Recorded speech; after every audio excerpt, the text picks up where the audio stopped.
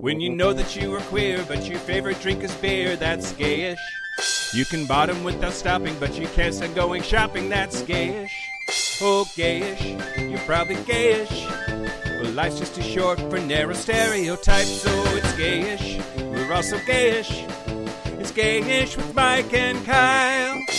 Hello, everyone in the podcast universe. This is Gayish. Live. The podcast that's a slut for sadness. Oh. You know, a glum dumpster. Oh, no. I think that's my favorite one, Kyle. It took 300 episodes to get finally, here. God, Yeah. can I stop doing this bit then? Yep. Maybe we can just... Well, actually, okay. That's like one of the only bits that's been in every single episode. Yeah. There are a handful of things that's been true about every single fucking episode, and this dumb bullshit is one of them. Yeah. I was like, I'm funny enough to do however many of these I thought was going to happen originally. I'm funny enough to do 5 of these. 300. Well, another thing we always do in every episode is we say our names. Oh, I'm Mike Johnson. I'm Kyle Gayish. We're here to bridge the gap between sexuality and actuality. Woo! And today... Reynolds, don't eat it. Oh, God. Oh, shit. Mike, it's fine. Put your mouth on it. Happy new Here. episode. Have I have some to of put that. my mouth on where you put your mouth? No. You're having rosé. It's fine. I'm going to drink the champagne. It's our It's- 300th episode. So every episode that's divisible by 50... That's Easiest way to say that. That's how English works. We do a Q&A where you ask Q's and we A them. We did a slightly different version, doohickey this time, of asking y'all to send in questions designed to sound like maybe they came from Reddit or my mom. And we'll see. And Derek is going to ask us questions. We're going to see if we can guess if they're from you, the listener, the internet, or Mike's mom. Yeah. Hello to everyone. We are live streaming, so if you're hearing this on the regular Wednesday for Patreon or Thursday, you fucked up because you weren't here live now. Yeah. And that's okay.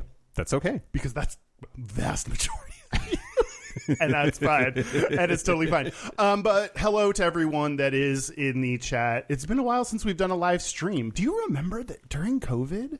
We did it for We did a while. monthly live stream. Yeah. Where for a moment I got to forget the world's problems and I just had to talk about ding-dongs or whatever our episode was about. Yeah, we also, I don't know, knew more about technology. I've been out slutting around instead of using live and Zoom and I don't know Google how to stream. I've been getting dick. Yeah, exactly. I've been too busy fucking. I don't know about technology. We're going to try our best to read the comments on the live stream on our Facebook page.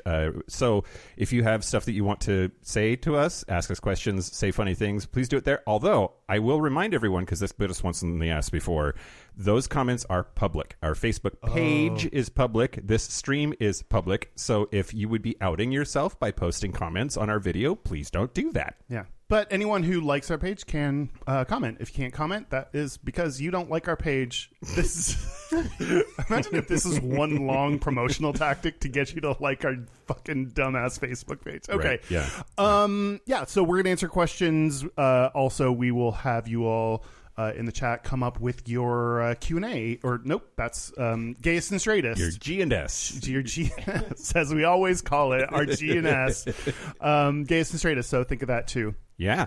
Yeah, think about it. Think about it. Okay, everybody. Do you have your camera A, Mike? Camera A? Camera A. There's one camera, so it's just A. Yeah.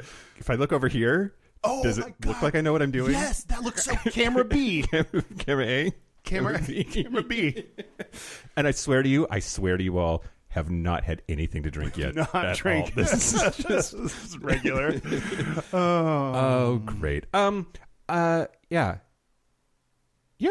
I think we've laid the foundation for a successful 300th episode. We're here. We did it. Congratulations, Mike. Congratulations, Kyle. It's been a long road, but together. Getting from there to here. Is this a Been rap a long song? road, I forget. but my time is finally here, near. I don't know. It's the theme song to Enterprise, which is the worst Star Trek theme song ever because it has words. That's my cue to start drinking. Great. Excellent. I'm proud of us. We did it. We got here. I'm a clear homosexual because I have 5 drinks in front of me. Gays need so many different types of drinks. Okay, I think that's the it's crazy that we have done 300 of these. That's some might say too many. I don't know who. No one has said that to us, but I presume some people might think that's too many. Yeah, usually people just stop listening. I Yeah, think. yeah. We don't have a lot of those. Like, what's it called when you like do a loud exit? You quiet quit our podcast. You hate us, but you keep listening. Yeah. No, there are some loud exits that are like, I'm not listening anymore, and you're like, I don't really care about you that much. We care about you, the listener, at home. Yeah, mostly. Okay, are you ready for? You're not doing the news. No news this time. Okay, I listened back and like I did a news story in the 50th episode, and then didn't do the news again until the 250th episode. So it's all over the place, and I decided not to do it. That is the level of rigor that we bring to understanding our past episodes and doing things consistently. Well, then I would like to thank the following consistent people in our lives that just showed up, the following Patreon members. Yeah. I would like to thank Peyton Tyler. You have 2 first names. Everyone you've talked to has told you that already, so now you know again. Wes. Just Wes. Just Wes. Great. Joseph Ray. You also... It's got some first names, these folks here. Daniel Walker. Okay. Wow, is Walker a first name? Yeah. Yeah. I Texas mean, Ranger? No. But is that his first name? I don't literally know. have no... I've never thought about this. I've never seen a single episode of that show because I'm under 60. Yeah. Is his name Walker? Or is he like, I am Texas Ranger Walker, so his first name would be like, I'm Tom Walker. Yeah. Dave Walker. Hello, my name is Dave Walker. That's no wonder. Okay, and I'm still in the list. We're still in this. Sure. Okay, great. And clearly a crocodile. Clearly a crocodile. Yeah, their little picture, their thing, was a hamster. Okay. Make it make sense, clearly, or don't. It's not up to you to do that. Thank you so much for everyone who occasionally gives us money for us to give you stuff. We do bonus segments, content, episodes, lots of good stuff. If you join and you support this independent LGBT podcast, that you're a good person because you support queer stuff. Yeah. Then you can put that in your Instagram profile and be like, I'm great. Anyway, patreon.com/Gayish podcast. Great. Do you want to get into our questions? Yeah, let's answer questions. I just realized right this second that usually we do like a Zoom after party. Did not put any of that together at all. This time. 0. We could figure that out later maybe. I mean, or not. Or just not do it? Yeah. Okay, great.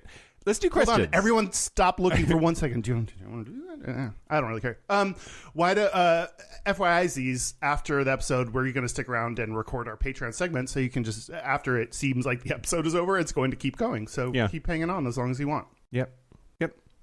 Okay. Q's and A's. So our lovely assistant Derek, who is off camera and microphoned for this episode, now has collected your questions, which we have not seen. We had you send them to a secret email address, and I swear on my mother's grave, she's alive, so that doesn't work, that I've not seen any of the questions. I would start to do searches in our inbox and then be like, what? And then get confused and then just stop paying attention. But I have the memory of a animal that has a bad memory, so it doesn't matter. Okay.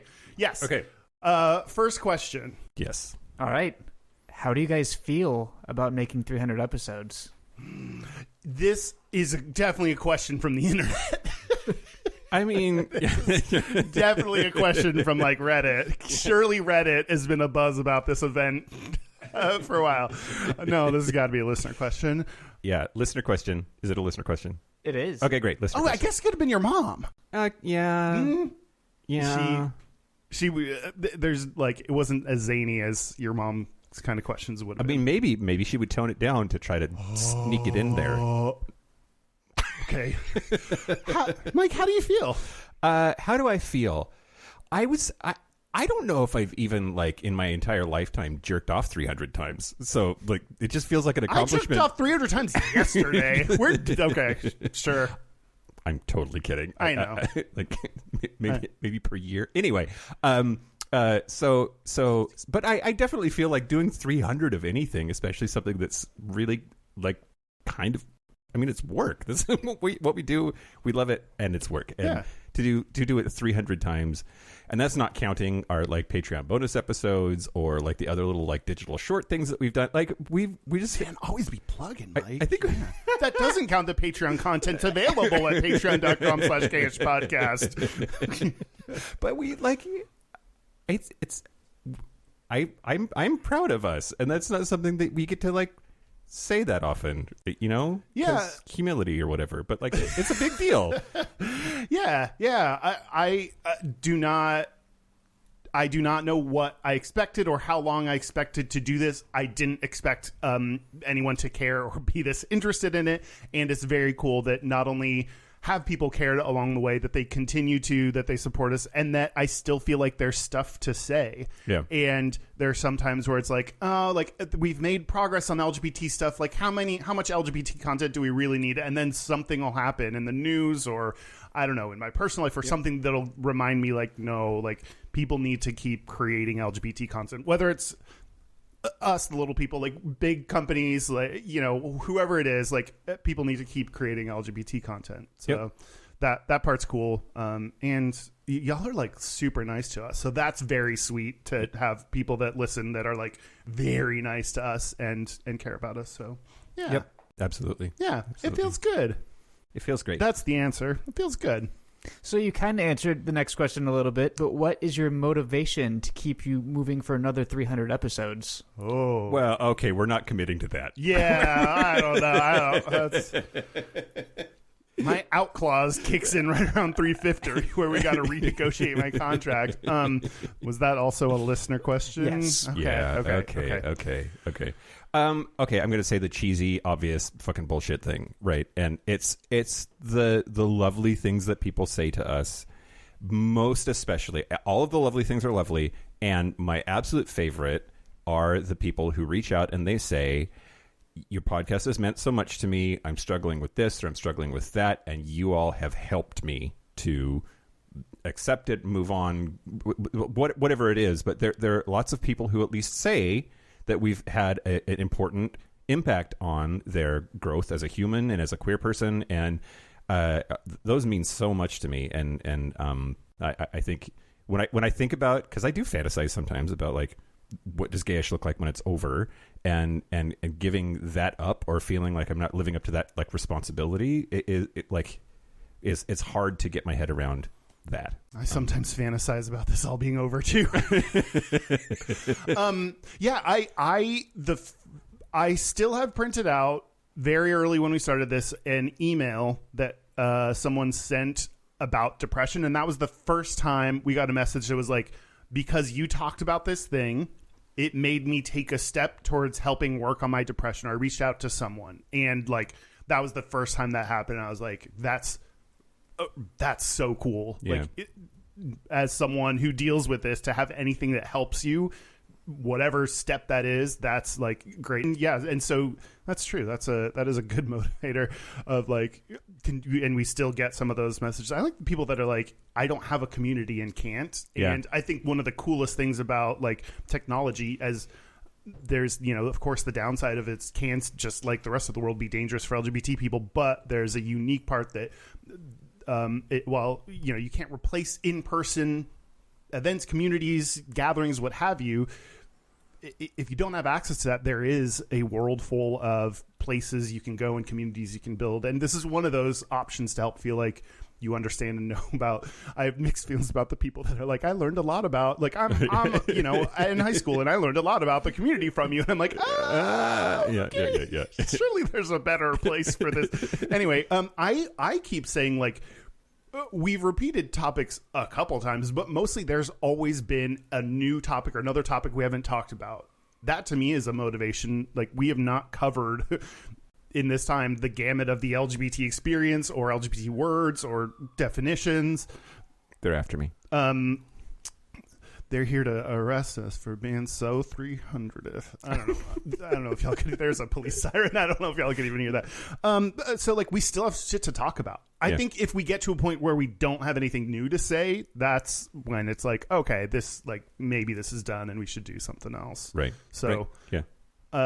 What I do like is we've been doing this long enough that now we have themes. We can be like, oh, you know, this theme that always comes up, it's here. So I think we've like through what we've read, research, understood, talked about, we've come up with themes and things we understand that that we didn't before. So that part is fun. But there's still more shit to talk about. Yep. We haven't done an episode about otters, which people in Discord are oddly silent about. No, they're like, why? Like otters comes up every now and then of like, why haven't you done otters? It needs to be that thing maybe where like, you know, millions of people harassed Saturday Night Live to have Betty White on, and finally they were fine. Yeah. Fuck it, she can have it. Yeah, harass me, baby. Yeah. We're not doing otters until just an otter onslaught hits us in our inbox.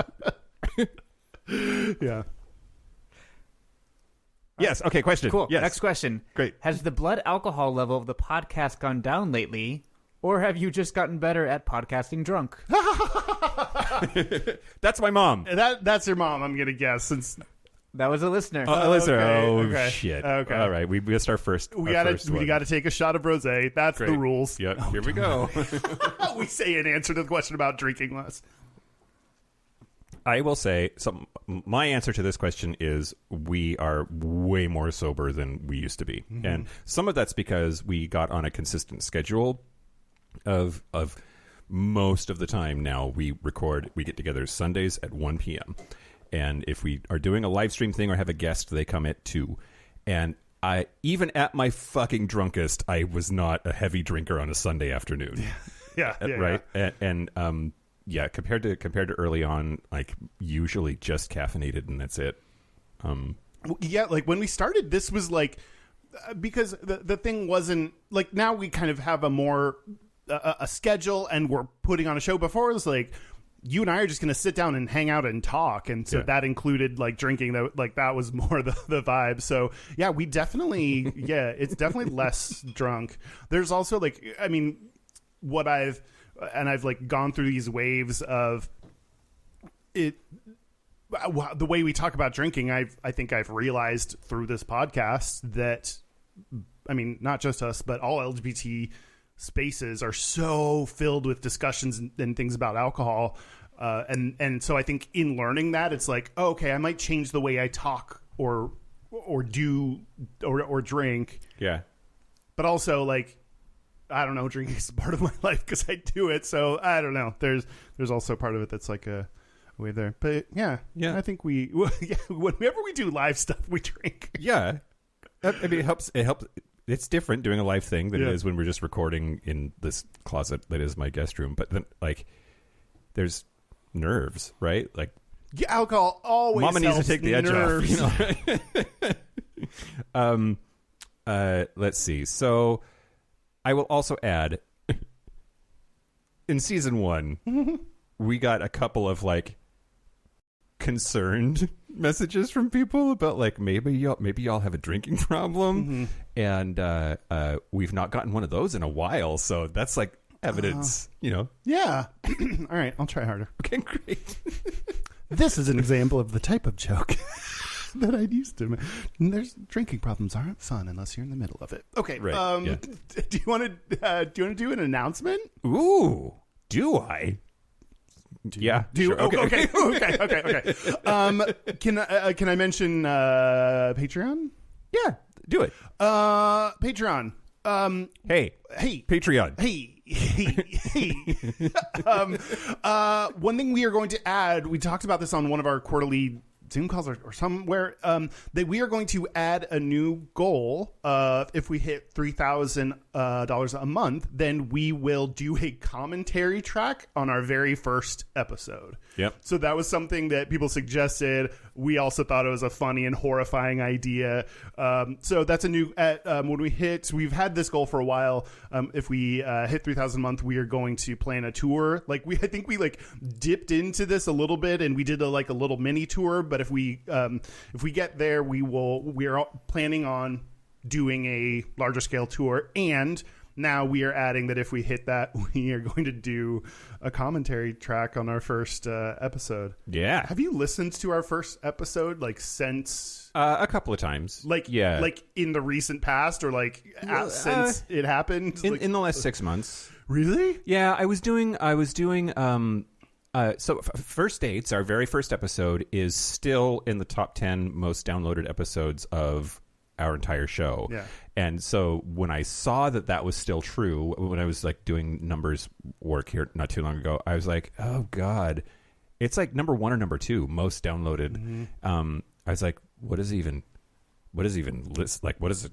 I don't know. Is that should we do something about that? Is really where my brain went of is that should that be how many people listen to that and never listen to anything again because sweet Jesus, what a fucking train wreck, right? Yeah. And I know that we recorded the hey buddies, a new intro that was hey, we got new sound equipment. We got better. But I have, and it's kind of rough. Yeah. So anyway, that'll be interesting and fun and and if people like us doing that, then maybe we'll add more goals in the future on looking back at other episodes as well, because what is it, jerking off fat, there are a couple episodes that are consistently near the top, and bottoms and then tops are both on the list, so there'd be other fun things. And verse not in the top 10. So have we done an episode about verse? I think so. Oh, cool. Good for us. We're inclusive. Did we? I don't know. We did an episode about sides, so Great. What is a verse but a side and a bottom put together?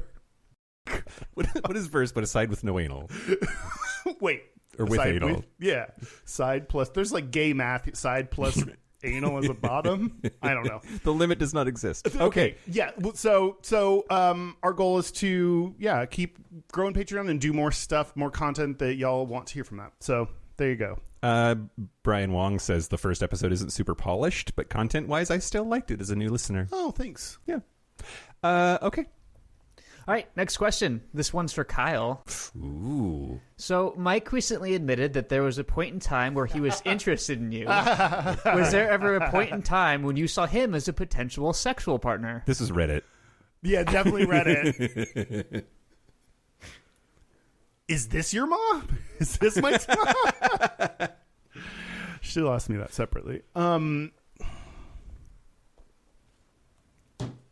is, unlike Kyle, if he says no, I won't be offended. No? Okay, then great. I don't know what more to say about it, though. It's fine. It's fine. Are we going to get through our 300th episode, Kyle, or are we going to fight? No, I mean, I don't know. From when I knew you, you were getting divorced, and then you very quickly started dating Trevor. If there was a window of opportunity, I don't know. I did nothing and arrived at nowhere. So I don't know. I also don't think there was much of a kind of chance for that to even happen. Yeah. And I think it's worked out very well. The way it happened has worked out very well. So I would very much like to continue not having sex with you. You and most people on Scruff. Yeah. All right, Mike, this one's for you. Great. Excellent. Who would each of your siblings say is Ma Johnson's favorite child? And who would Ma Johnson say is her favorite child? Everyone would agree that it's me. Really? I can see that. So you have, for those that don't know, you have 2 younger brothers. Right. That's right. I have 2 younger brothers, and both straight. They're both straight. Yeah, and I don't know if it's because I'm gay or not. I don't know. And we could maybe, this is a good question for mom-splaining too, I think. But I think she and I have always had a more complicated relationship than she has with my younger brothers, and some of that I think is just straight dude sensibilities about communication and interests, and I think that they have more in common with our dad. They like to hunt and they like to fish and they like to whatever, and she and I like to get wasted and talk about TV. So I don't know. Yeah, That's. Did Mom write that question in? No, okay. Listener. I also have a better relationship with my mom, and I think my brother has a better relationship with my dad. I don't know. That's weird though, because you and your dad like hang out, like you go on trips together, and like He does that with both of us. no. I mean, as opposed to your mom, I've never known you to like go on a random trip with your mom. Like your dad is here or nearby way more often than she is. Yeah. But also, like, there's my mom and I are like emotionally and personality wise so similar that like there are things. So you hate her too? What? Because you hate yourself. So Oh no. So like it'll be very easy to explain something to her and get this thing happened and she knows exactly how I feel because she would feel the same way in that moment. Yeah. We have very similar reactions to things, so that's very nice to have. There's like that level of support. My dad and I have like he is caring, but like doesn't know what things feel like when you're someone who's like sensitive to things. He's just like, so it's nice to have this kind of person that's like just kind of chill and goes along with things and is like, this is fine. Like, yeah that's nice, but just not me or my mom. Yep. Who would I don't know? Who would your brother's wives say your mom likes better? Is that boy, still you? Likes better? I don't know about that. Oh, isn't that the question? I mean, yeah, I don't know. I don't know. It's awkward. These are awkward questions. All right, we can say it's probably you. It's probably me. All right, ready for more awkward questions? Sure, yeah. All right.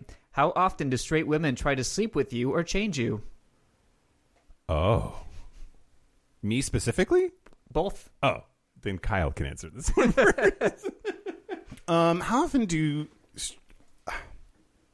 It's been a while, but I forget where, but I have recently gotten the like, oh, if only you were straight kind of thing, which that bugs me a whole bunch. It's annoying. It has been a very long time since I got that though. And no, I don't. I mentioned it on my Straightest not too long ago. Yeah, well, like sometimes I'll just because I look at people, I'm the kind of person that when you walk down the sidewalk, like someone who's trying to save the environment or something dumb is like gonna look at me and try to talk to me. You're approachable. I think I just look around and notice people. So when you notice them, they're like, oh, that person looked, and now I'm going to do the weird. I'm going to put up my hand and make you feel bad for not shaking it, which at this point I've gotten over that, and I'm not shaking your hand. Like, no, stop it. Anyway, I will look around and notice people, and that leads to eye contact with people. And it was recently that I was at a bar with me, a homosexual, with another homosexual, and it was just the two of us, but I kept accidentally making eye contact with this woman, and I was like, God, she thinks I want to have sex with her and I don't. And then she did what I suspect is a move of when she was ready to leave, got up and walked by and she like leaned down to grab something or fix something, but like stopped right in front of our table. Did she bend and snap right in front of you? She bended. Okay. And then unbend. She just did the reverse, which I think is just standing. Yeah. So it's few and far between, but every now and then I get it. Mm-hmm. What about you? No. Never? Not that I noticed, but I don't notice when dudes hit on me either. So, like, I just... Not really. I mean, I think that there are very few times where I'm around straight girls in a non-work environment, which I realize now, like, what a fucking cocoon I'm in. Like, I don't know when... I don't know when I don't know. I mean, work seems like a potential environment, like where you may, other than like you're not with your friends. I probably going to be a little bit more reserved than usual, and that may come off as the code switching you do is a little bit more straight, and you may come across straighter at work. I could see that being actually a better place for women to not know and maybe hit on you. Yeah. Yes. Also, I didn't realize like straight people at work are dirty. Like they be fucking. What? Like like all you have to do is like make some friends like with some straight girls that are at work, and they are like they're down. Like it's very interesting to me. You could get a work because like wife. I find if you wanted. Maybe this is like back to the Demi episode, but like I find gay dudes at work terrifying, and largely don't hang out with them. and when I've talked to straight girls at work, they're just like as bad as gay dudes, I guess, at like hooking up with coworkers. Do you just have horny coworkers? What's going maybe. on? I don't know. This is the tech industry in Seattle. Everyone's horny and getting paid. That's true. Yeah. At least software developers. Anyway. This is my promotional video for moving to Seattle. Right. You horny and want to make money? Get to the Seattle tech industry. You'll fucking get money. Yeah. Honey? Can you write code or at least fake it? Bring your genitals to work. This is going to be Do great. you like computers and getting your dick sucked? This is Seattle might be for you. Do you have a poor sense of style and a great sense of dick? What? Come on to Seattle and work in the tech industry. Why are you doing a monster truck rally? Because voice? this is how you promote things to people. Do you love getting pussy and being one? Come on up to Seattle. Join the tech industry. Oh no, Kyle.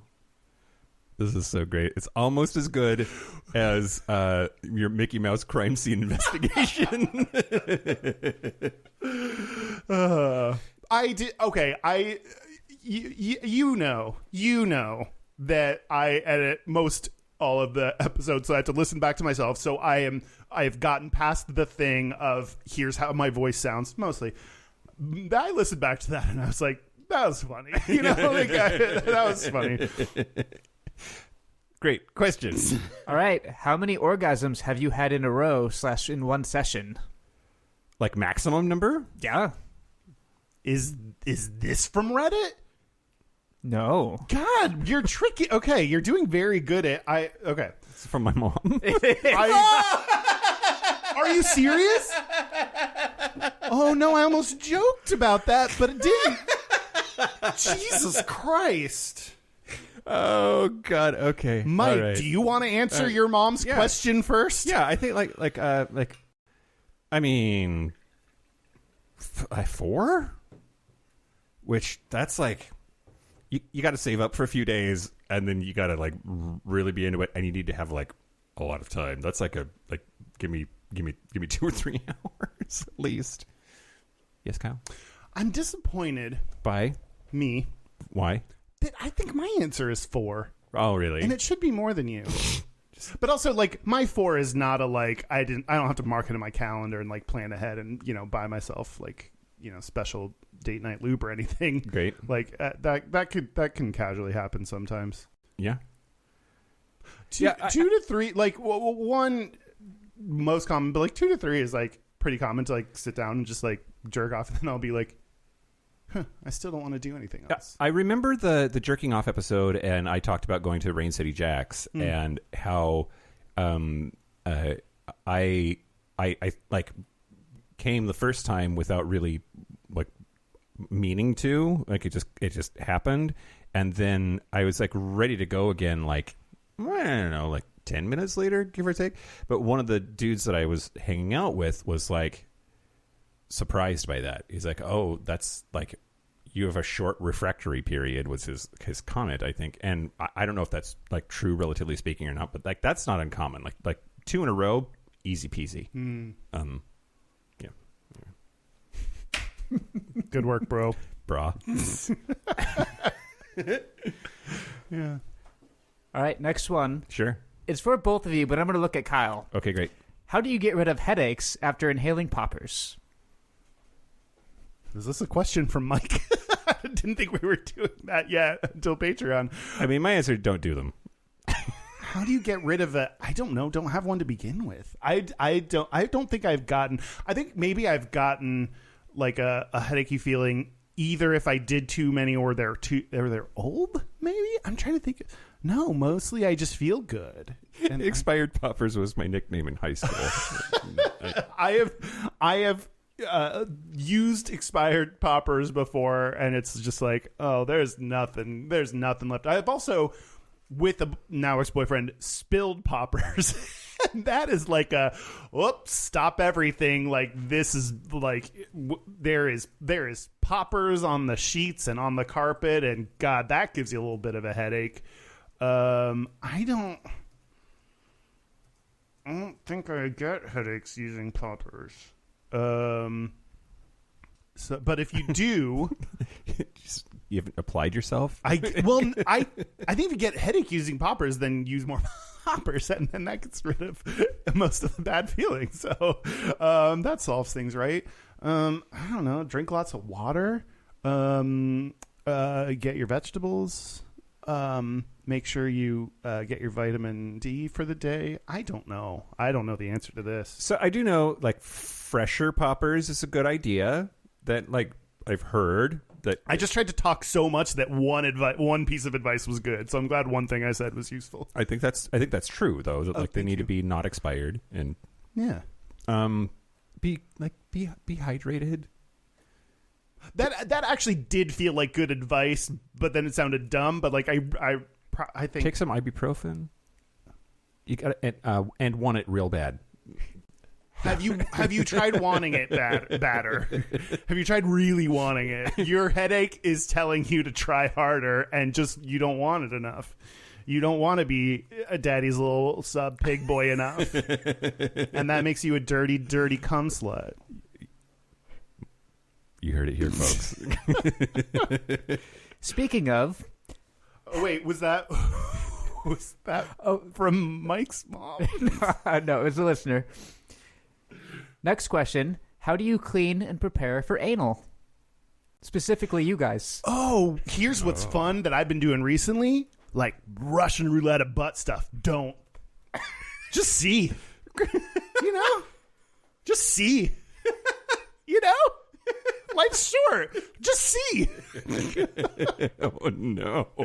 He puts it in and pulls it out, and you just cross your fingers and hope either he doesn't care or he's willing to ignore it. No. I did read once that there was, like, in a lineup of 10 dudes, 9 of them are actually ready to go, whether they've prepared or not.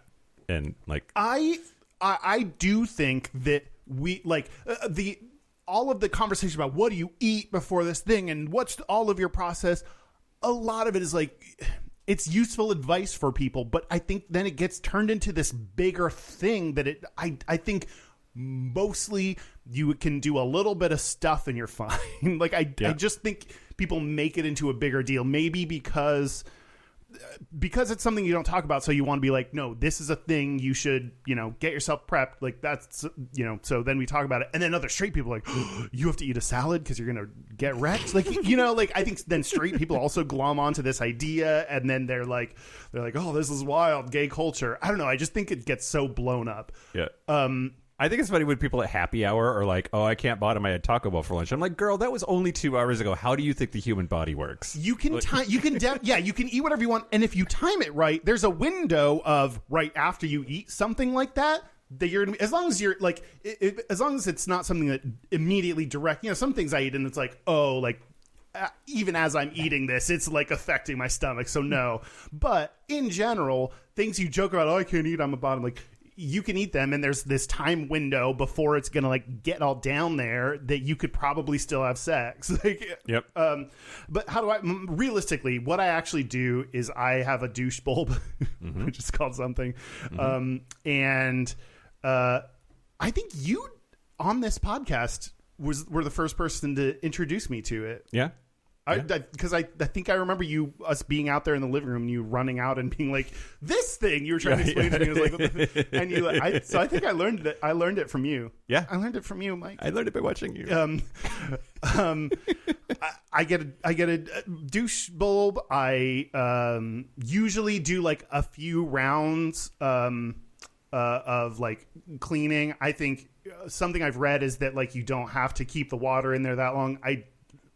I keep it like up ends for a little bit longer, and sometimes I will even stand up and just walk around my place and come back and sit back down. For some reason, I think that's useful for me. I lube up the douche thing because there's been times where like you're trying to get it in. The fucker's pointy. Yeah, it's very pointy. And God, like if you're douching, you're hoping to receive a dick. And I've had it where I've like scratched my butt, like and been like, damn it. Yep.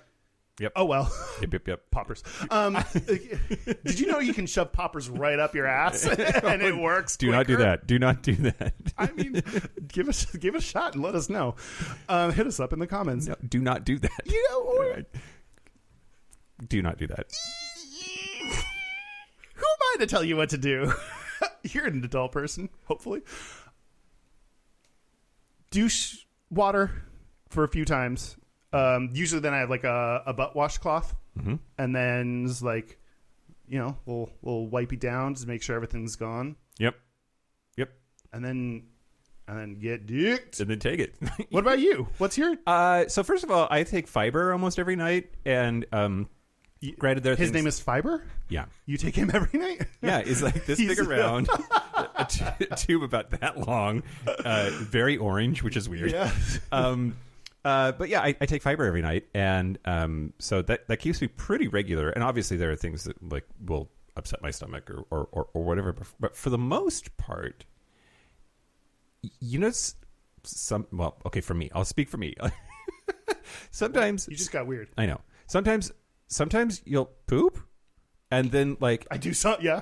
and then wipe, and there's nothing there because like it was just clean, like everything came out. So if the last That's a bottom flex. if the last poop I had was like that one, I assume I'm fine and just go for it, and that's usually right. Yeah. If it wasn't, then I go through the not quite fucking Dan length process, but like I have a shower shot, so I have an attachment to like the hose on my shower, and I have the bulb, and I use one or the other until everything runs clear, and then I'm good. I have a question. Yeah. It's from me. Okay, great. I gave you the answer in advance. Great. If you use a shower shot, do you then like poop in the shower? Yeah. Oh, you were far too comfortable saying yes to that. You poop in the shower? No, I don't poop in the shower, but like I have yeah. Do you poop in the shower? No. But like Okay, so you shower shot yourself. Yeah. You got shot in the ass, and now what? Yeah, okay. So like you can let the water go, and like it might not be totally clean, but it's not like there's a turd in the shower. There's like your only turd in the shower is you. Yeah. Okay. Do you want another high five? Yeah, I do. I do. Okay, so you like you could get a little something, a little greasy. Yeah, and then Greasiness. and then yeah. If like every once in a while there'll be like a chunk in it, and that's bad because then that's real gross, and you got to do something with it. Yeah, this is the best episode ever, Kyle. Yeah. There's a problem when you got that chunky peanut butter. but my aunt start preparing yesterday by having fiber in your diet. That's what I want the takeaway to be here. Yes. Also, okay, I'm going to take you down a journey of like if you haven't heard, there are people that say fiber. If you do take fiber, take it at a different time than your medication. Yeah, have you heard that? Oh yeah. Then the idea being fiber like may reduce the efficacy of medication because it's making you like go regularly, and it could like kind of I'm doing a bad. I don't totally know why, but like it may like clean stuff out before your medication is totally soaked into your stomach body. Yeah. But then I read other things that were like they don't know that for sure. It's a suspicion, but not like a definitely it's a thing. It might be a thing. So people still suggest it because there's a risk or we're not sure. So I don't know what to believe anymore. Yeah, I take all my pills first thing in the morning, and I take my fiber at night. But I also take my multivitamin with my fiber. So if that's bad, who knows? But I've heard multivitamins are bullshit. So I mean, it's multi, so worst case scenario, you get down to like a univitamin. You know, it just takes out some of the components, and you still got vitamin left. It's mostly there. Sure. Yeah. I have another question for Mike. Okay. Out of all of our episodes, how much of the worst episode is this so far? This is bad, very bad, extremely bad. I mean, I think it's top 30. Top 30 very bad. So that's 10%. It's in the 10th percentile. Or easy, 90th percentile, whichever way you want to view the top versus the bottom. I don't know. I don't know how I'm doing in life anymore. Great. Moving on. All right. Wait, who was the last question? Oh. Or who answered? Who asked it? Oh, let's do another announcement. No, wait. But who? Like we didn't do the yeah. That's just Reddit. Oh, Reddit. That was just Reddit. Yeah. Great. At some point, it had to be one of them. Was it actually Reddit? It was actually Reddit. Yes. Okay. Great. Announcement? Yeah. Okay. Is it my turn? Sure. To do one? Yeah. Are you sure? Okay. I've had this idea for a while, and this year I'm actually going to fucking do it. So, National Coming Out Day is in October. National Coming Out Day is October 11th. That's a Tuesday. And I know that there are a lot of people who might want to come out, but don't want to do it in like a big public, like to their family or to their work or whatever kind of way. So we're going to have a happy hour for National Coming Out Day. And if you want to just come show up at the happy hour and come out to a virtual room full of super supportive people, that's your opportunity to do so. So we'll put the information on all of our socials here. But October the 11th at 6 p.m. Pacific. That's a Tuesday at 6 p.m. Pacific. We're going to have National Coming Out Day. So come out if you want to. And if you just want to be supportive to people who are coming out, you're welcome to show up too. Like the people coming out get priority for the talking part. Yeah. And like, I think there is something, especially when I read shit on Reddit, where I'm like, someone's talking about and working through their identity. They're like, I don't know. I just think we as people that are out so easily forget all the struggle and questions and the desire for support that people that are working through this need, because it's like, oh, I've heard this question a million times, and like we sometimes forget that. And I think it's useful to remind yourself of the struggle that you had, that other people have, and what's going on. So if you want to join, please join. We'll hang out and talk about other stuff and do other things. And if there is someone or someones that want to come out, that'll be there's a lot of reasons you might not be able to come out in other places. So Yep, absolutely. Yeah. So come out to us. Come out to us for National Coming Out Day. We're safe. Well, depends on the day. We're safe to come out to at the very least. Yeah. We'll be barebacking while it happens, but that's fine. I get paid extra for that, right? Yeah, okay. Great. All right. Sure. Which hole is bigger, your pee hole or your cum hole? Is that a question for Mike's mom? You know what? Mom, do you not know how dicks work? I think she's onto something. I think going back to the Poppers question, I think my cum hole's bigger because I want it more. Okay. You know how holes engorge when they really want it? Is that true? Mike, do you know how holes just get fat when they want it? No. You know how thick holes are when they want it? Oh. Mine just gets so big. Oh, God. Okay. Just like I'm spilling out. Wait,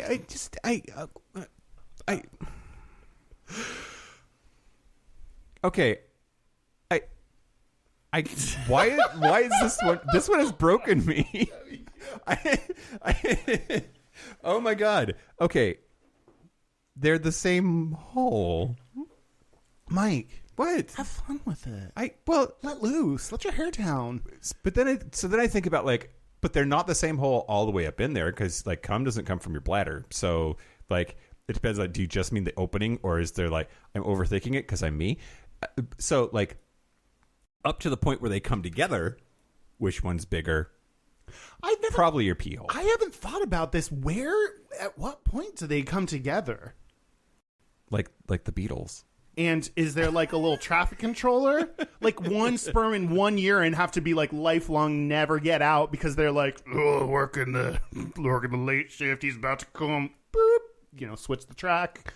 Yeah. Well, and like, can you come and pee at the same time? I know that there are those people who fake giant cum shots by like putting a catheter in there and filling their bladder up with like stuff that looks like jizz, and so they can fake that But or sometimes like when you're leaking a little bit, like sometimes, or if you like hit the prostate, sometimes like it may be a little bit of pee-pee. Yeah, it's also hard to pee when you have an erection. Like sometimes you have to anyway. Like you just. Sometimes, yeah, the sub is sitting right there, and he got his mouth open, and you have an erection. You just gotta pee. It's yeah. I know what you mean.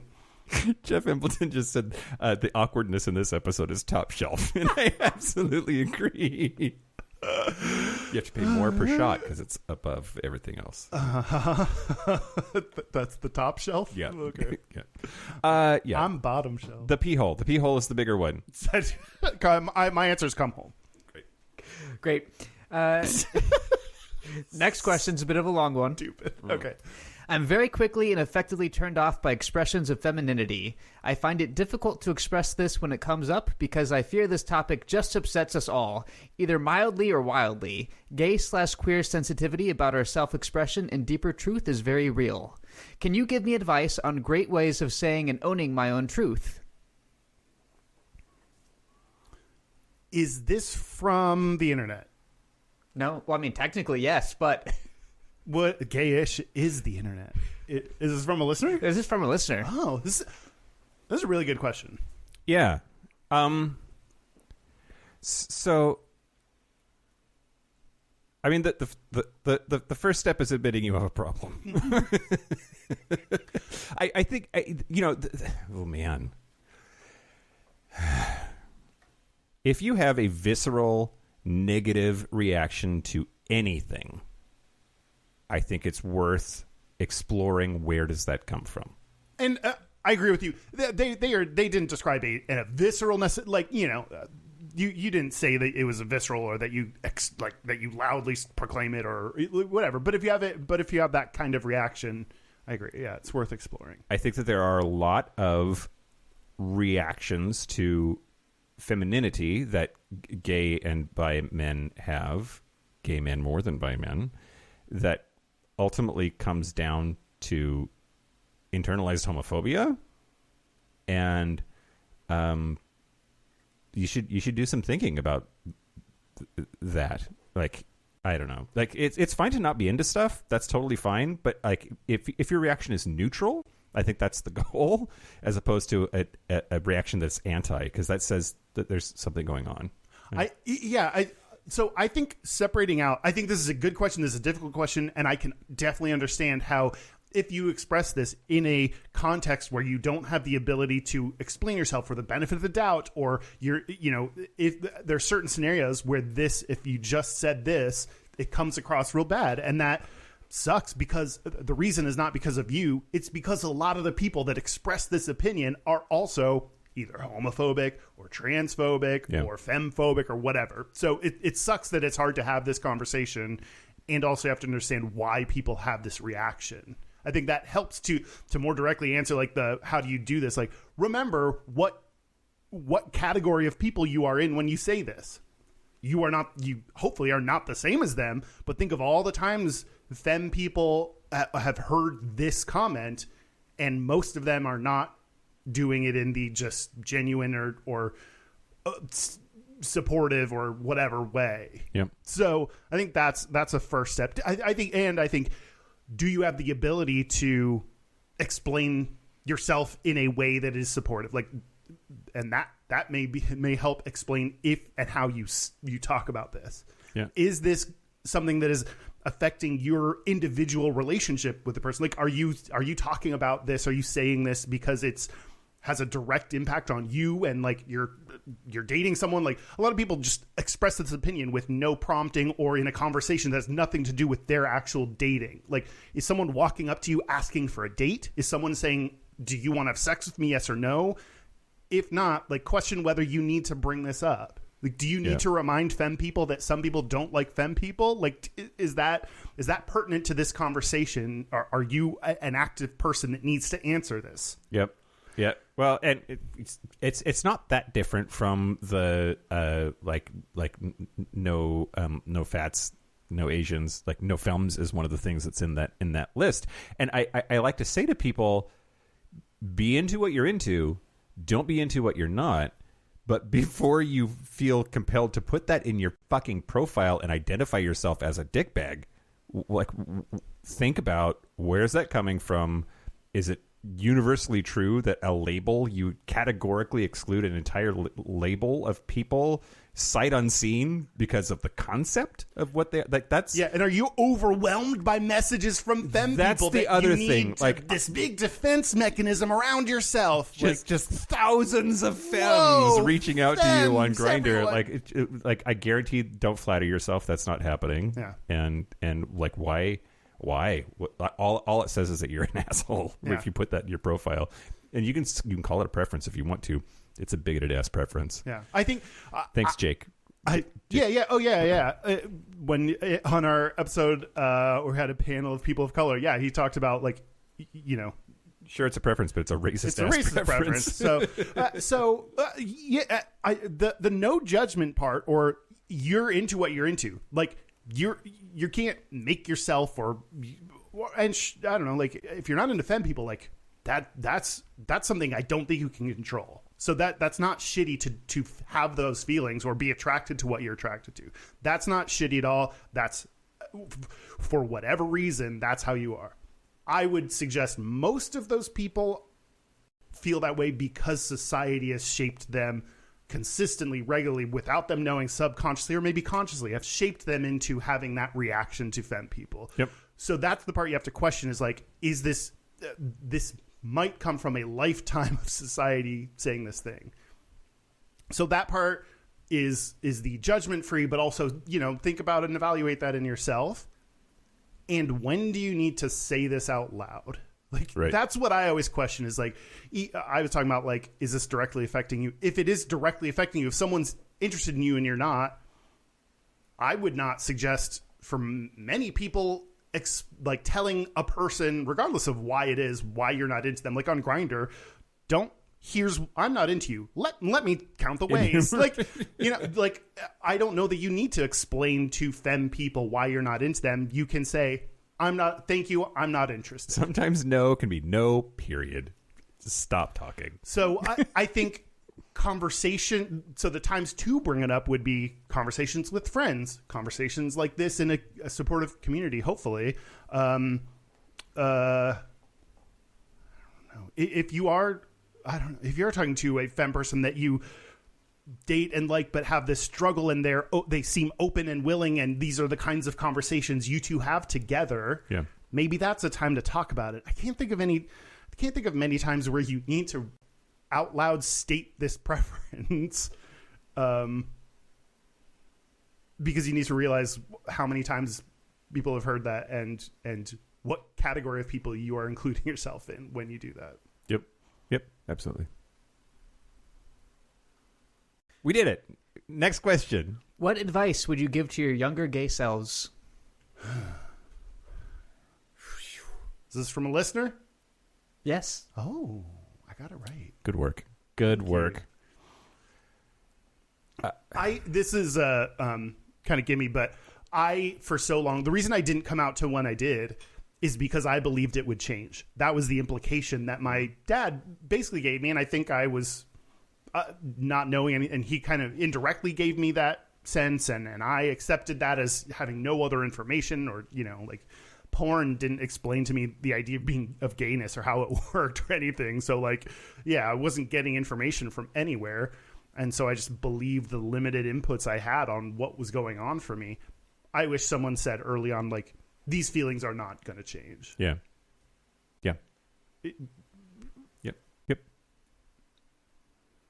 And there's science to that, right? Yeah. Like they might change. Some people's sexuality does change, but that's the part that I was struggling with, is like, sexuality. Make it change. Yeah. If you feel this now, it is big and it means something, and these feelings aren't just going to go away. Yes, sexuality can be fluid for people, or, you know, what have you. But, like, if you feel this thing, it means something. It's important. Probably not going to change. Yep. Mine is maybe more specific to my situation, but my advice to my younger gay self would be, when you come out, nobody you care about is going to react badly. Every single person whose opinion mattered was super on board, except my ex-wife, but whatever. She had a vested interest in you being straight. Yeah, exactly. Exactly.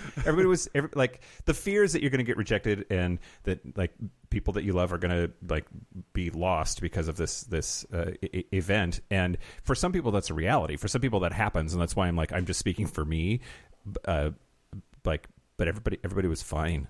My brothers, my mom, my dad, my friends, everyone was fine. So that fear was unnecessary.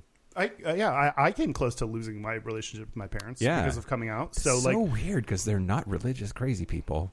They grew up religious. Yeah. That to me is,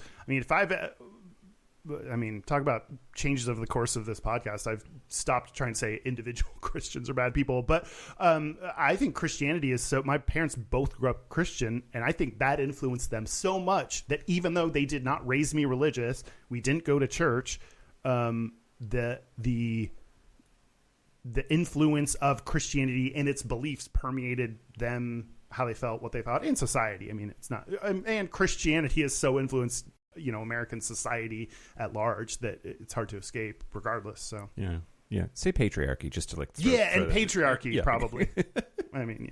It's announcement time. It's your turn. Announcement time. I will do that. We had a merch competition. Yeah, we did. And the winner of the merch competition is, God, I didn't learn how to say his name before, and I didn't now. Andy Boylan. Bainline. That's rude. You can't say that about someone. Andy Bainline? Is that what he's? Yes. Okay. He's the one that created the news theme song, and he made this adorable shirt with the news theme song and a ball gag. So we'll have a designer work on it and make it work for our shirts and what we need for printful thing. Yeah, it's adorable. In rainbow stripes, the lyrics to the news theme song, but like shut your mouth hole and like shut your mouth hole with a ball gag being forcibly mouth hole shut. Also, I wanted to just mention James Cox, who did it first. James Cox. Right? Yeah. I can't. It's your fault. Okay. You can't not. But you have to. Sorry, James. James knows. Jimmy. Let's talk. Okay. No, but there were these really cool like angel wings and rainbow shit that I like. Please keep designing cool gay shit because that was pretty rad. Okay. Yeah. Great. More announcements or? Oh yeah. Do we need to do more? Like at this rate, we'll never get through them all. This is just like a miniature announcement. We wanted to let everybody know, especially our Patreon supporters who make it possible, that we actually have a photo shoot scheduled to have a photographer like take our pictures being serious, I guess. Except I didn't agree to the serious part, but like we need stuff for like marketing materials, or like sometimes we'll be a guest somewhere and they're like, hey, can we have your headshots? And we're like, no.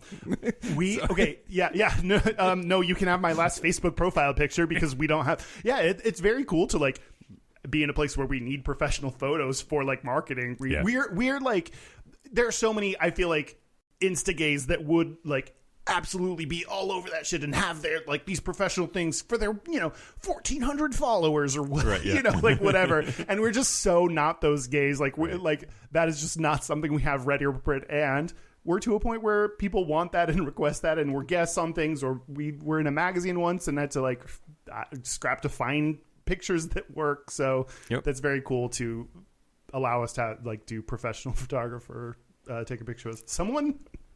Forget which episode or which guest thing we were on, and they had pictures of both of us that they found from online, and someone messaged us and was like, those photos are a hate crime.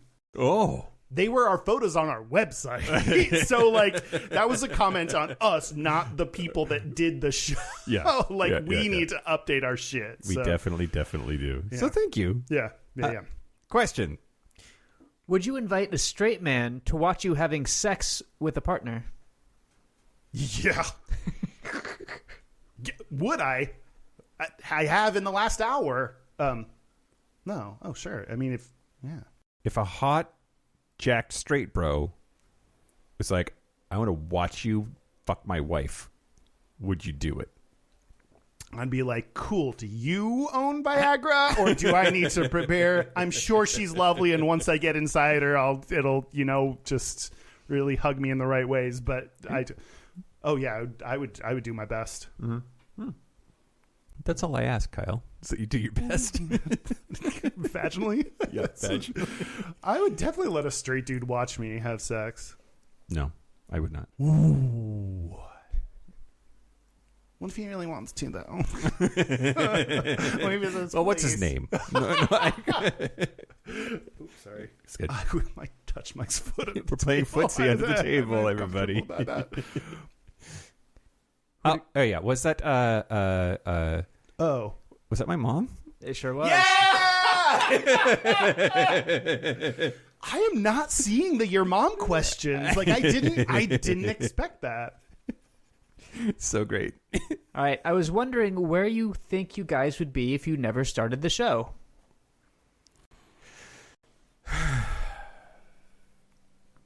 I think starting and doing this show has helped me have an outlet for creativity that has helped reiterate that I want to be creative. I want to do artsy shit. I want to do shit that relates to the LGBT community. So I think it has encouraged me to. I've written articles for smaller websites based on episodes that we have done, which So writing, I've been done writing because of this. I think this has helped encourage the parts of me that I like and maybe wouldn't have explored otherwise. And I because we both need to have jobs and work to make money. This does not do it for us. I still need to do that. I think without this show and without kind of the encouragement of I can do things like this, I probably would be in a full-time tech job at a company. I've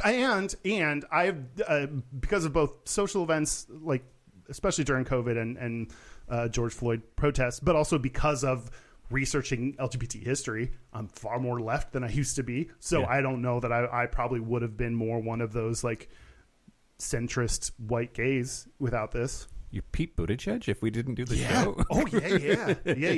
I would have been the Department of Transportation. Great.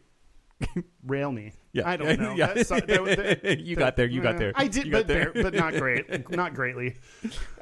My answer is Las Vegas. And here's where I'm going with that. I think that I have, through therapy, discovered that I have a very real, burn it down and start over instinct. When I'm in pain, when I'm hurt, and we started the show the month that my divorce started, and your second one.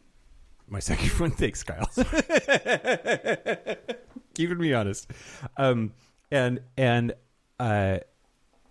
There's a very real possibility that instead of being engaged in this and the community and the production schedule and all of that, I would have given in to that very real instinct to run. And in my worst times of wanting to escape, I look to my brother and his wife and their kids, and they're down in Las Vegas, as being hey, maybe that's where I would want to just say fuck it and go do that. Just load all of my shit in the Jeep and go. Yeah. And so I think in a world where Gayish didn't exist and that very painful transition started for me, I might have just gone and it ended up there. Sorry, Marty. He's mine and not yours. Yeah, right. No, yeah, I could see that. Yeah. Cool. Did you guess who said that? Oh. Listener. Yeah, listener. Yeah. Okay, good.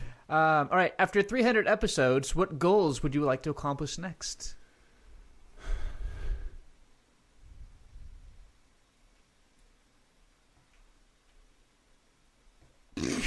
I would like to have longer silences on our episodes. What goals? I mean, For the show, I think I've made no secret about the fact that I've been just traveling a fuck ton for my day job, and Gayish is not quit your job money, and so I've been very, very short sighted as a result of that. We've talked about this. I am very much in a like just fucking get through this year, is my tone. Yeah. But I'm realizing as a result of the question that like I need to change that like 2022 is going to be over soon, and 2023 is this world of possibility, and it's time to start figuring out what it looks like, or it'll be squandered. So I don't have any at the moment is my answer, and I know that needs to change, and I want to change it. For Gayish, I think there are I have a multi-layered answer. Set your timers. It's going to be a 10-minute answer. For Gayish, I think there are a lot of interesting topics that either we've put off or have talked about doing that I think could be interesting. I think there are going to be more and very interesting episodes. We've talked about doing an app makeover part 2 because that was and people have requested that. We have kind of avoided doing an episode about gay voice because that just is one that is like will take a lot like that can't. There are some episodes that I can just casually roll in with some stories about leprechauns, and this is not one. This has to be like thought through. A episode with a trans mass person. Like there's a lot of episodes that I think will come up. That I've been thinking about and meaning to do. So I think Gayish episodes, I'm excited about those. I want to, kind of going back to what I said, keep doing more stuff, and that includes things like web series, maybe other podcasts, or continue writing or doing writing things. So that's, I think of all of that in the like Gayish kind of what we do and things we work on together. And like, God, I just want to keep like getting fucked. Great. Are you gonna start hooking up with listeners, Kyle? Hit me up and we'll find out together. Oh no. You should not say that. Hit me up and let's see what happens. I lied. I do have one, which is like the mini tour this year was super duper fun, and we are in agreement that that's something that we want to do more of in the future, and hopefully 2023 affords us that opportunity. So I have one thing. Hold, please. Oh, God. Oh, or not, don't hold, talk, but... What are you doing? I'm leaving. Okay, bye. Bye, Kyle. Am I the co-host now? Great, I guess so, yeah. Do you have a question for me? Sure. Okay, great. Who is your favorite Star Trek captain? Oh, Janeway. Absolutely Janeway. Picard is second, but only like, like a small distance second. And... I don't know. Third, probably Giorgio. Who? Giorgio R.R. Martin from Discovery. Oh. Okay. Sarah Talk. Oh, Miss Talk if you're nasty. Started a podcast called Humanist Star Trek. I think. Great. Fuck, sorry. Yeah. So check that if you like Star Trek. Girl, I will be on that show if you want to have me. I bet. Yeah, I bet you would. Mike, I have a gift for you. This is a DP. Great. Oh. By that I mean director of photography. No. How does he fit in that? Yeah. A daddy pack. It's not a fanny pack. It's a daddy pack. Oh no. Okay. Go ahead and open it up. Okay, great. Yeah. Open him up. Open him up.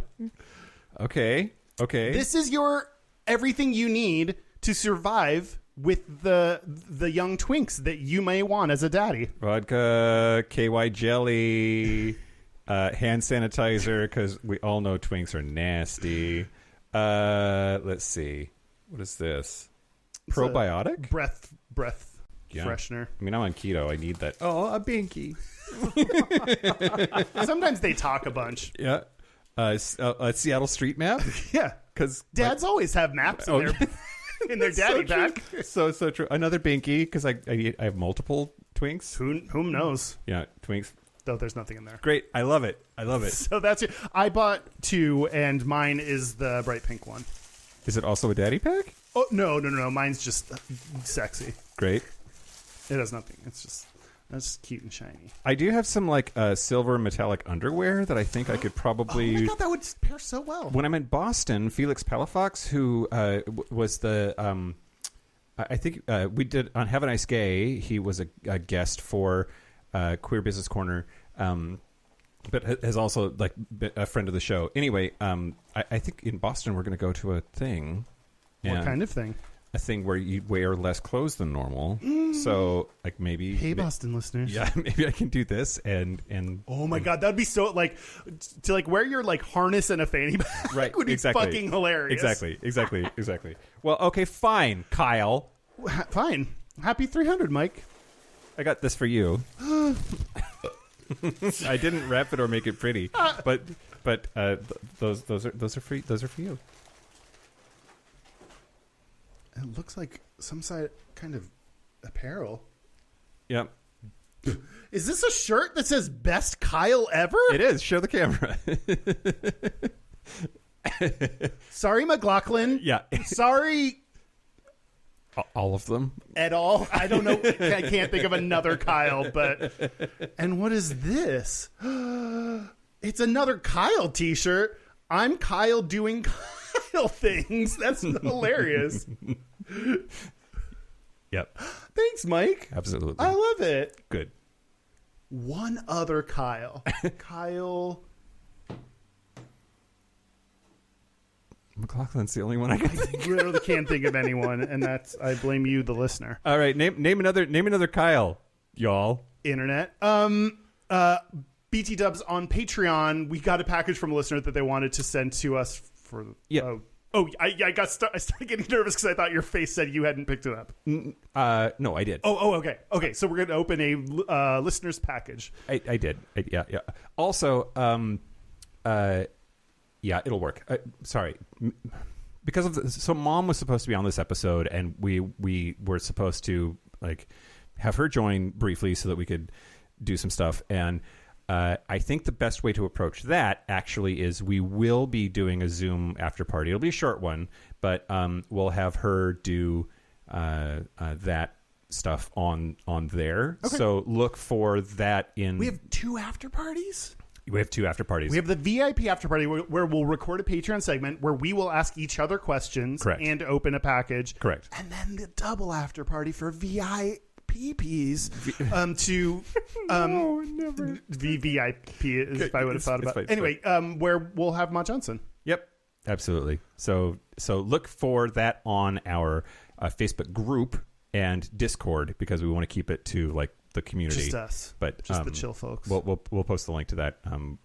It might be like 10 minutes after the show, so just stick around and look for it. It'll be like a few minutes. It'll be quick. Questions? Do you want to do some more questions? Sure. Yeah? Questions. Sure.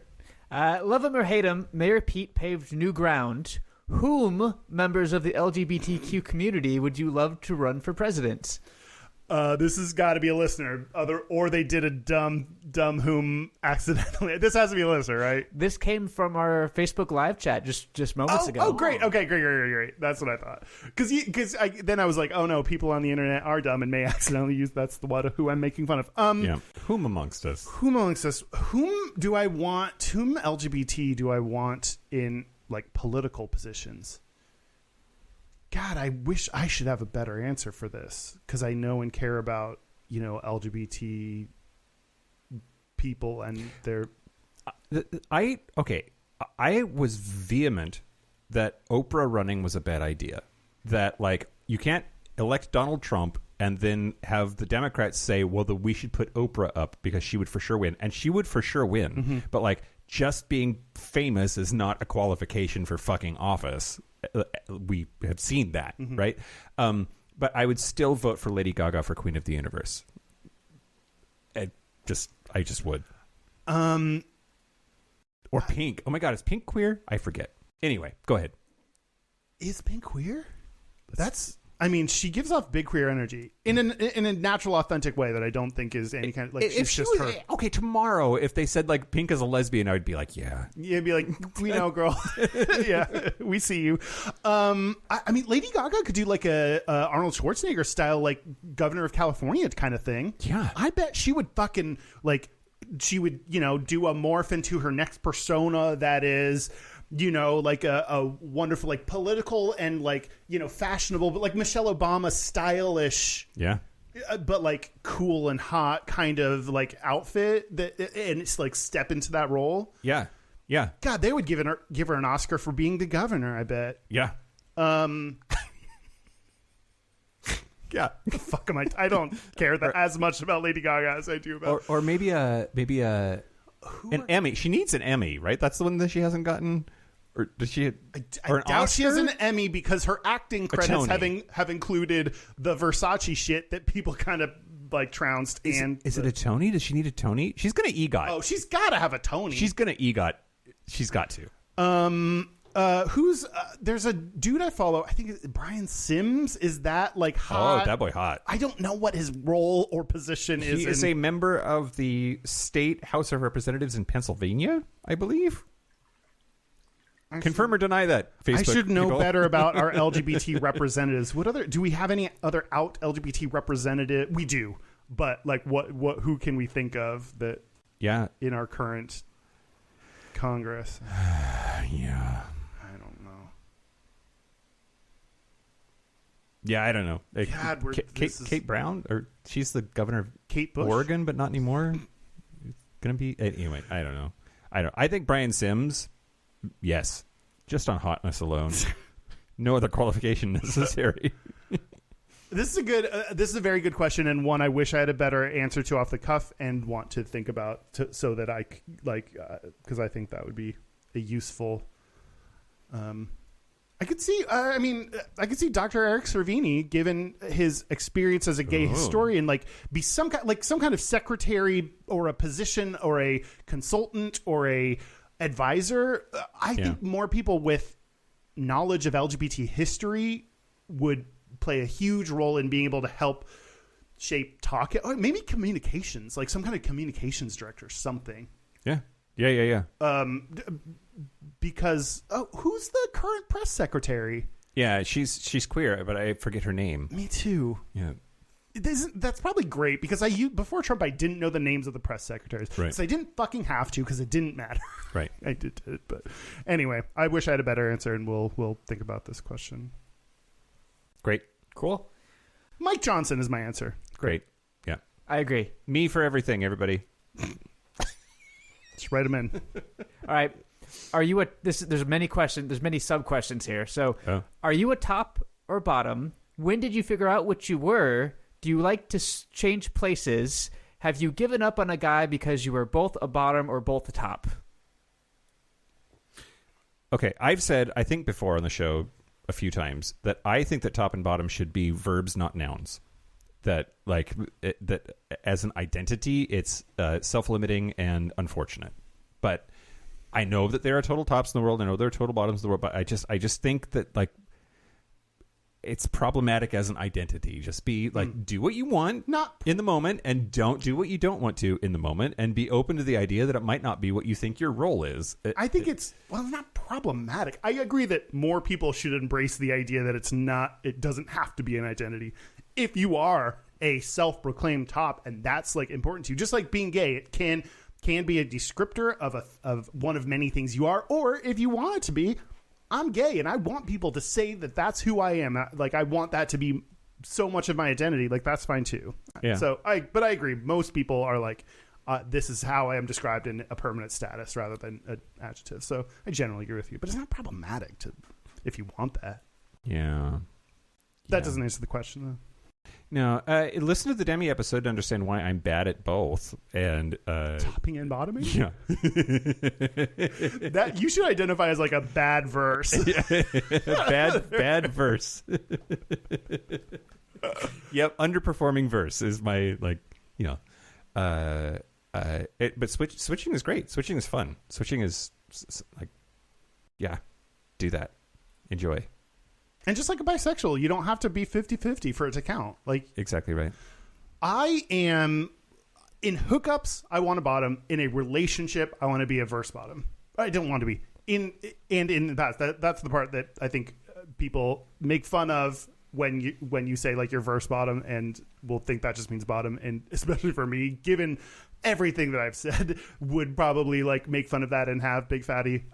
But legit in a relationship, it is a big part of it is because the comfort that I have then with someone I'm dating helps me be more comfortable with it, like a hookup. Like, great, you know what I can do is have a hole. There's very little that I have to do to achieve that goal, and it's much easier, less anxiety inducing. So and that's where I found it useful. Like, okay, hookup app. What am I looking for? What do I probably want is bottom, and then in a relationship, verse bottom. Yeah. It's interesting because the very first time I hooked up with a guy was topping. And so that has definitely changed over the course of my life of what I want him into. Recently, like I did the thing where I was like chatting with someone that I thought was super hot on Scruff, and it was like we were both bottoms, and we were both like, no, I'm like bottom, and I was like, God damn it, do you want to come over anyway? And like I ended up fucking him, so that was fun. I do think it's interesting that lately I have been rejecting anybody who says they're a total bottom online. Like if they say they're a total top, then I still will engage with them. But somebody who says I'm a total bottom, I don't. So why? Because you want to get fucked? Or I guess, yeah. I mean, I don't know. Anyway, that says something. It says something. I'm not sure what all it says. But I also would assume that someone who says online who's like definitive bottom, they have an expectation and structure and idea that.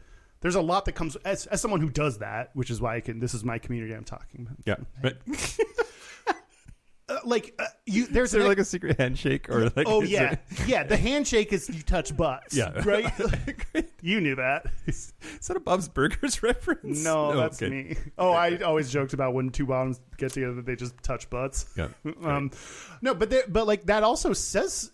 Whether it should or not, if you're on a hookup app and you're like, I'm bottom, like that says something to the other person that's like, here are these expectations for you. Here's, I want a certain thing. And you could read a lot into that I think could add a lot of pressure that. Yeah. Are we almost done or what should we do? Do we have more? We have a lot more, but did you guess who asked the question? Internet. Yeah, it came from Reddit. Oh, yeah. Got one right. Yeah. I'm going to ask at least one more. Okay, great. I'm going to ask at least two more. Okay, great. Okay. Do you want to do two more? Two more. And then take a break? Two more is great. Cool. Okay. Have you let another man shave you, in parentheses, probably happens all the time? Okay, it doesn't happen all the time. I think this is from the internet because I don't think our listeners would think that. Is it my mom? It's your mom. Yeah! Jesus Christ. Yeah. Thanks, Mom. No, I haven't. I know this is a thing. While I'm into things that I like the kind of like Dom dynamic, and there are things that I will see in a video that are not things I'm specifically interested in, but because they have that dynamic, I like. So like this is one of those things that like can have that kind of like Dom dude or doing something to your thing kind of dynamic, and I just still don't. I'm just That's not interesting. Okay, hold on. Shut up. Question. If dude A is shaving dude B, you presume that which one is the dom? The dude doing the shaving. I think that's really interesting because it could just as easily be you're my bitch, shave me. Shave my pubes, bitch. Right. But I guess so. Sure. Okay, great. I just think of like anything involving changing your like physical, like shaving someone is like. Well, I mean, you're going to shave and it's happening now. That's Anyway. a dom dynamic. What would you do? What if like some huge ass dom stud was like, I'm going to shave you now? And be like, come on over, girl. I'll get the razors. Like, Great. I don't know. I'm growing out my hair. Yeah, you so that's are. a deal breaker. But otherwise, I don't know. You can shave me. You can do what you want with me. Who wants to shave your head? Okay. That's a thing? yeah. That's a thing? Yes. That's a thing? That's why I'm thinking of like the more Dom person would be like, I'm going to shave your head. Like, oh. Because like that, you're like changing a part. Like you're so Fight Club. Okay. Yeah. All right. So I don't. It's like water sports where it's like there's something fun about the dynamic that I could see, and like I don't know if you're super hot, maybe, but like I don't know, may not totally always, probably not be my vibe. What about you, Mike? I mean, I would pee on someone while they shaved me. Sure. Sorry, I forgot. This is like this is a weird question for you because you don't have anything to shave. True story. True story. So many high fives. Okay, last question. Okay. Oh. This one comes from Facebook Live, the Great. chat we're in now, from Great. our friends over at Minority Report. Hey, Hi, Minority aunties. Report. Welcome. Okay. Looking back on 300 episodes, what episode do you personally enjoy the most? I'm sure you've never heard this question before. No, it has changed over time. For a while, the episode I would say is weddings, because that was the one I spent a lot of time on. We did a different format, and I edited two different I made something a little bit different, I think, from that than usual, and I think I liked I liked that. But so for a while, that was the answer. Then for some time I said the dogs episode because I thought that got weirdly deep and personal in a way that you wouldn't expect. And I think it was representative of us. Like we were like talking about dogs and all of a sudden it got like deep and into LGBT people and like, and this thing. I don't know what else. Then for a while I liked the, gay white privilege episode also because I did something like we included clips and I spent a lot more time on editing that and putting together audio clips, and also it was one of the first that like referenced old episodes and was like, I think that started, or that was in line with my like, okay, things are changing for my personal beliefs, and also we can hear this on the podcast because I talked about this thing in the past and now I know more and like I think that's something people say when they start the podcast now is like I hear the course of two gay men growing and changing. Like that's a weird thing that I would have never expected that now we can show, or I hope you like that because that's what happens during the course of this. I think that was the first episode that I realized that was going to change. Yeah. I liked the episode about fat with Todd Masterson, that gay fat friend. That shows up a lot on our top things because even just the name of it, the point is like we are going to talk about shit that you don't talk about. You wouldn't say the word fat in any other context, but that was his name. And yeah, I don't know. Those are a bunch of episodes. What about you? The overlap is not surprising and uncanny. Like I agree with all of that. The ones that are just a little bit different intentionally, I really like because they stand out. Like weddings was great. Yeah. Gay white privilege was great, and then the ones that like are surprising in where they go, like dogs, is exactly right. I also think when I think about like God, when were we super funny? The fisting episode, like the jokes, man, really, like just jokes left and right. But we've evolved away from alcohol and being funny. Right, yeah. I've done that very well. Yeah. Yeah. I liked our episode Chosen Family with guest Minority Report. That was a particularly good one. Yeah, it was high quality guests. It was amazing. Check them out. Yeah, check them out. They're a really good podcast. Hey, question asker, you should check out the podcast Minority Report. It's very good. Goodness. A couple of things that like things people comment on the episode. How are you doing during quarantine? That gets again like a little different. It's also different. Yeah. Recently got a lot of comments on the Demi episode. Oh my goodness. Yeah. So yeah. In recent memory, I think Demi was like, it sticks out. Yeah. Did we do it? We did a lot of questions. We can answer more questions like later. I do have some specific questions for you that Yeah. we're gonna ask during Patreon, but that's for later. Yep. And yeah, we can hang out and chat and more, but that's not right now. Right now, should we take a break? let's take a break. Let's take a break. Oh no, you didn't prepare the cue. Okay. This is the part where Mike and Kyle take a break. So are we back? We're back. We're back. I think that's why you're always laughing when you come back, because Yep. you're just like just got to toy with me. Yep. Like a man that shaves his sub's head. You're just playing with me Yep. Kyle's my bitch, everybody. platonically. My platonic bitch. Remember to think about your gayest and straightest, and if you haven't, start to put them in the chat, because the best ones will be selected for being.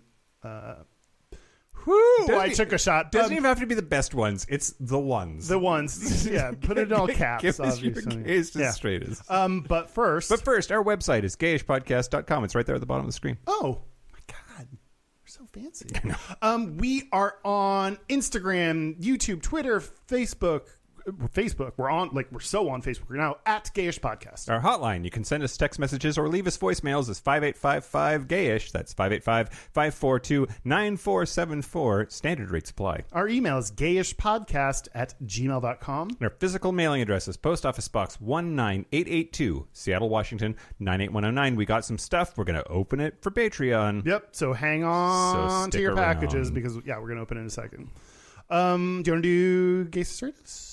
Yeah, well, okay, so it's watermelon. One of the announcements, so Patreon got Ma Johnson a care package, a gift package for doing momsplaining. So that's been a lot of fun. Please send in your questions for Mom, and she will answer them on momsplaining. Yeah. Most best way to submit your questions is leave us a voicemail. You have 2 minutes, I think, to leave a vocal question, or send it in text. I'll read your questions if it's in text, but we prefer it in your voice. Yeah, that would be fun. better. Yeah. And rate, review, subscribe, and recommend, the 4 R's. I can't emphasize enough how much it actually helps. Like, there's a reason every fucking YouTube asshole says, like, ring the bell and do the thumbs up, because, like, it actually makes a huge difference in our ability to reach people. Especially when it's a small podcast like ours. Like, what I've learned recently, especially on Apple, is that they look at recent comments and subscriptions and things like that ever happened recently to help with the charts. And when we, as a small podcast that doesn't do that much like actual marketing, like when we get, an influx of questions, you can see that it affects those rankings, which is useful to us. So we were very close to 1,000 reviews. Mm-hmm. So if this episode inspired you to do anything, it's do shave someone's head and leave us a review. Yep. Okay. Yep. Okay, Gayest and Straightest? Yeah. Great. Do you want me to go first? Sure. So the straightest thing about me this week is... Why do I feel like you're apologizing? Yeah, because just... Shouldn't all straight people apologize all the time? Just... Good point. Political. Yeah. Okay. So my stepmother got stuck in Seattle on a flight back home. So she stayed here. Oh. So I went to SeaTac and grabbed her. And I feel like I've been with you most... like Monday. Oh, okay. Huh. But anyway, so like we went to dinner and we were for sure a couple. Like the way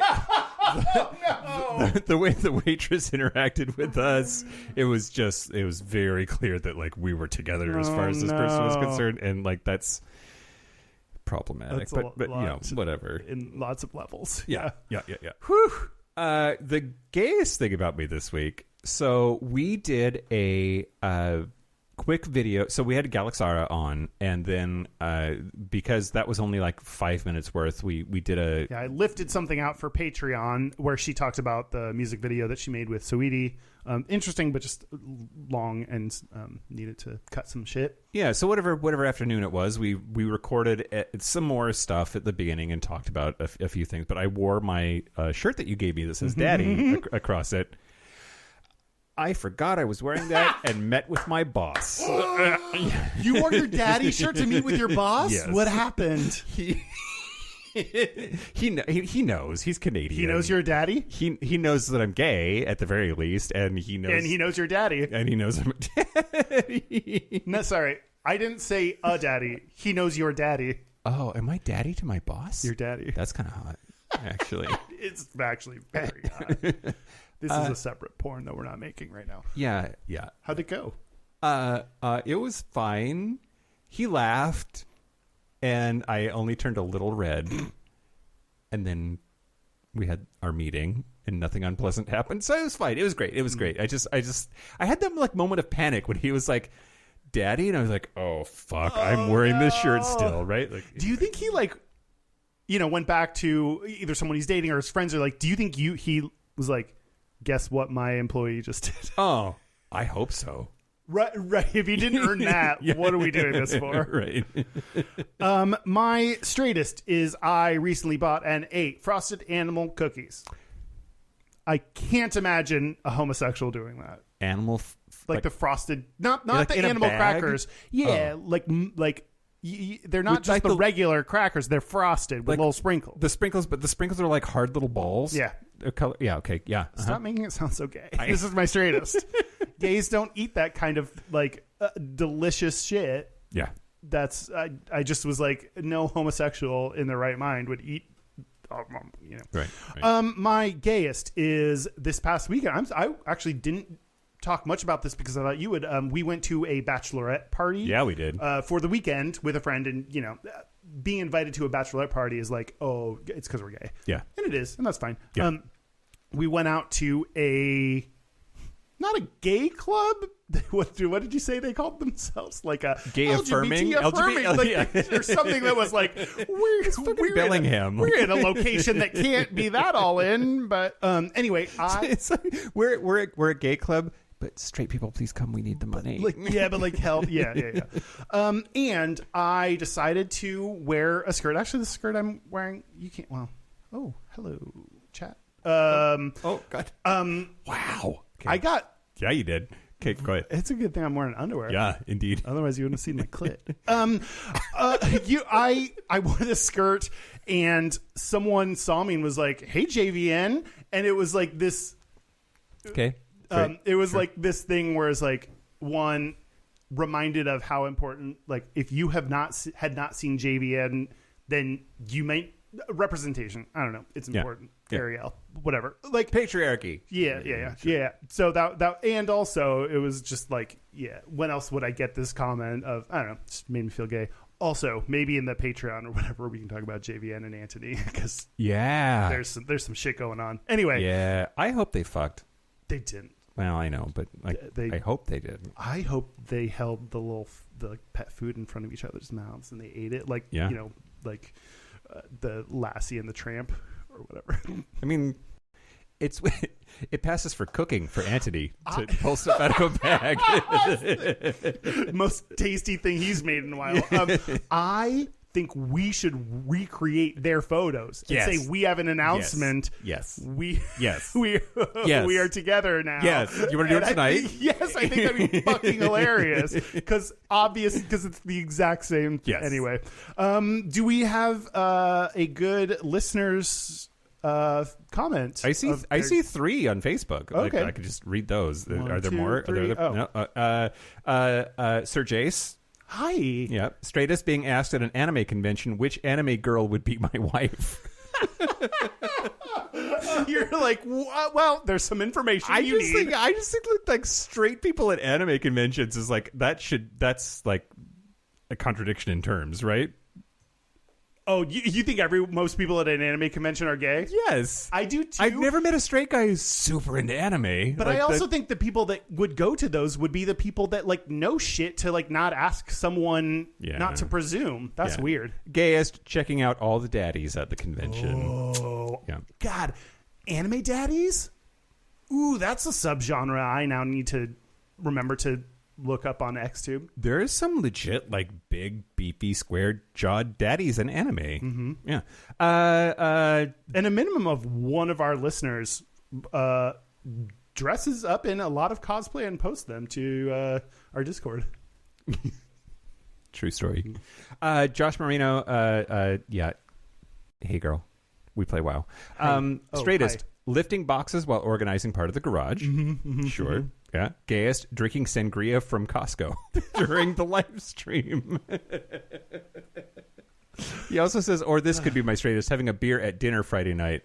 Gayest, checking out all the male ass in shorts during dinner. Yeah, we're moving into sweatpants season, which I don't personally care about this, but I just it's like pumpkin spice latte and sweatpants. Yeah. Your lack of excitement about flaccid penis is really disappointing. I don't. Why? What use do I have with a flaccid penis? Well, you know. Joey Marshall says, straightest, buying a beautiful woman a necklace for her birthday.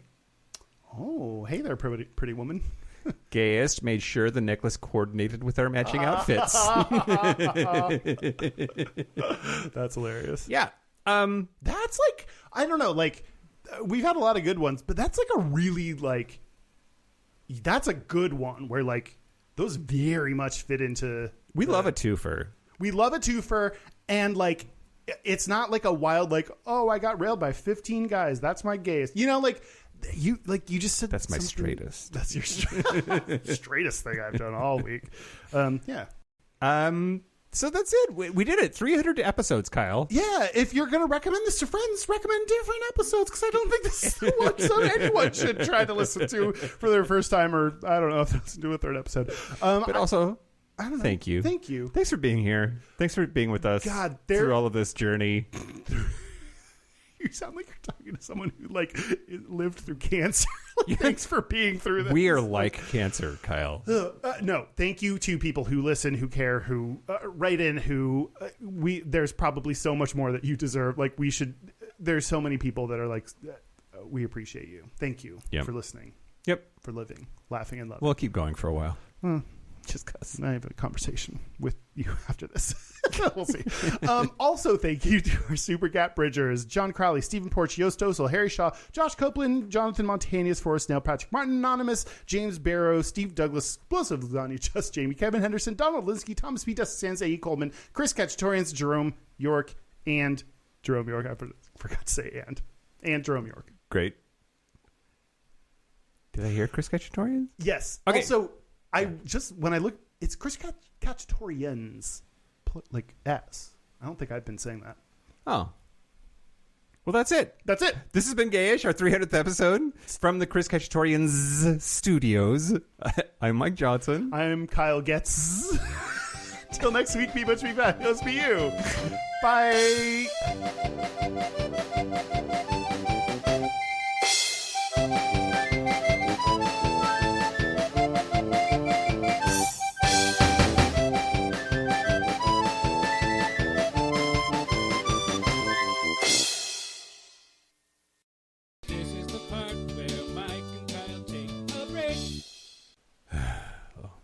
Wait, do we do this on camera? Or yeah. Can they hear us, or what's the...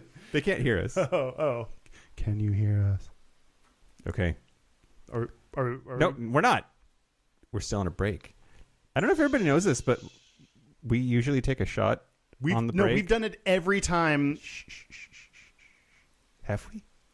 During live. Oh, yeah. Live shows. Great. We always take a shot. So it's going to get even worse. I don't even know what this is. It's watermelon vodka? Yeah, it is. Oh, that would taste good mixed in with my rosé. You hate it. It tastes like a Jolly Rancher plus smegma. Tastes like old Ariel. Okay. Hi, everybody. Are we? Woo. No, we're not back. Oh, we're still in the break? We're still in the break. Do we break. have to do more things during the break? No, I just like having you in suspense. You're the one. I don't know that you're the one that's in control of when we come back. And sometimes when you're not doing it, I'm like, what are we doing here? Just looking at you. So are we back? We're back. We're back.